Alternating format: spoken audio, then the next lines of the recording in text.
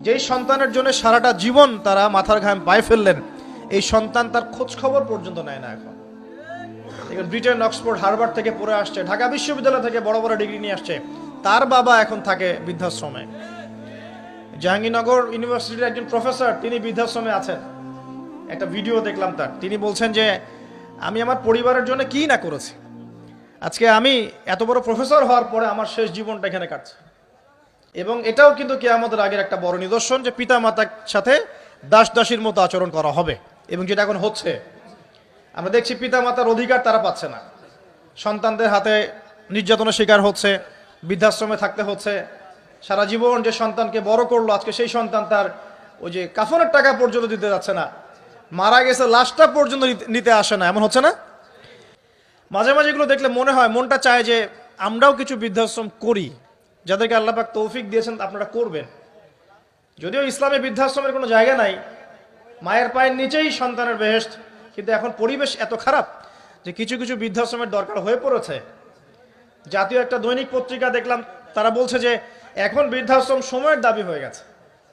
বৃদ্ধাশ্রম এখন সময়ের দাবি হয়ে গেছে। আপনাদের সামর্থ্য থাকলে আপনারা করবেন। শেষ জীবনটা যেন আমাদের এই বার্ধক্যে উপনীত হওয়া মায়েরা এবং বাবারা তারা যেন আল্লাহর ইবাদত করে কাটাতে পারে, এমন একটা পরিবেশ তৈরি করে দিবেন।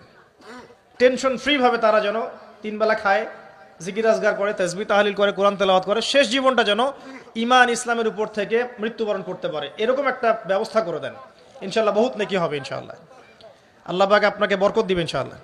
এটা একটা ব্যাখ্যা হতে পারে। সেকেন্ড ব্যাখ্যা হতে পারে এই, দাসী তার মনিবকে জন্ম দিবে অর্থ হচ্ছে এই যে সমাজের ন্যায় অন্যায়, হক বাতিলের মানদণ্ড উল্টে যাবে। কারণ দাসী মনিবকে জন্ম দিতে পারে না, পারে?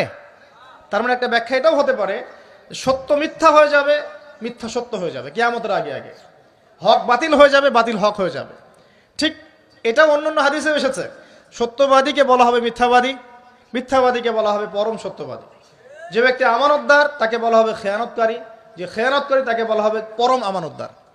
এটা হচ্ছে না এখন আমাদের এই বিজি শহরগুলোতে, এটা হচ্ছে না।